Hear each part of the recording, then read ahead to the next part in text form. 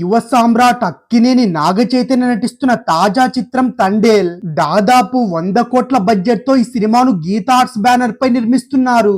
ఈ సినిమాకు సంబంధించిన టైటిల్ అలాగే ఫస్ట్ పోస్టర్, టీజర్ అన్ని కూడా చాలా ఎగ్జైట్ కే గురి చేశాయి. అయితే ఇప్పుడు తండేల్ మూవీ చిత్రీకరణ అయితే ఫైనల్ స్టేజ్ లో ఉండగా ఇప్పుడు ఈ సినిమాకు సంబంధించిన స్టోరీ మొత్తం లీక్ అయింది. అన్ని అనుకున్నట్టు జరిగితే క్రిస్మస్ కానుకగా ప్రేక్షకుల ముందుకైతే రావాల్సి ఉంది.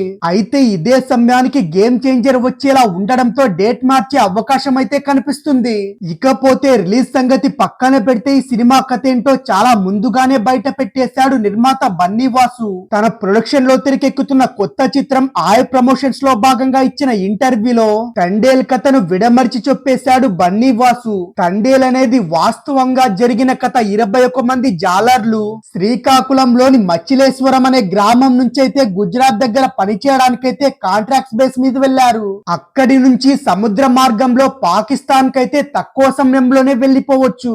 అయితే అప్పుడు అదే సమయంలో సరిహద్దు గొడవలు కూడా జరుగుతూ ఉన్నాయి. అయితే అక్కడ పనిచేస్తున్న వాళ్ళు అనుకోకుండా పాకిస్తాన్ జలాల్లోకి వెళ్లిపోవడం, అక్కడే ఉన్న పాకిస్తాన్ సైన్యానికి దొరికిపోవడం నేపథ్యంలోనే తండేల్ కథ నడుస్తుంది.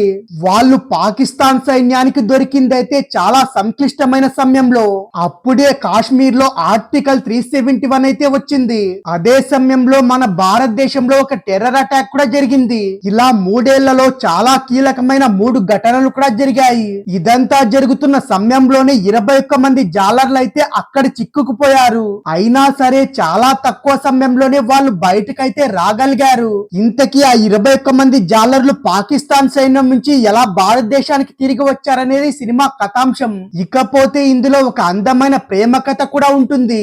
ఆ 21 మంది కోసం అయితే ఆడవాళ్ళు ఎలా ఫైట్ చేశారనేది సినిమాలో చూడబోతున్నాం. తండేల్ సినిమా అయితే చాలా కొత్తగా ఉంటుంది. మన సినిమాలో కనిపించే మంచి మూమెంట్స్ కూడా ఇందులో ఉంటాయి. అదే సమయంలో కొత్తగా కూడా అనిపిస్తుంది. అనుకోకుండా మంచి కథ దొరికింది, ప్రేక్షకులను అయితే మచిలేశ్వరం నుంచి కరాచీకి తీసుకెళ్తాం అని బన్నీ వాసు అయితే తండేల్ సినిమా కథ మొత్తం ఎక్స్ప్లెయిన్ చేసేశారు.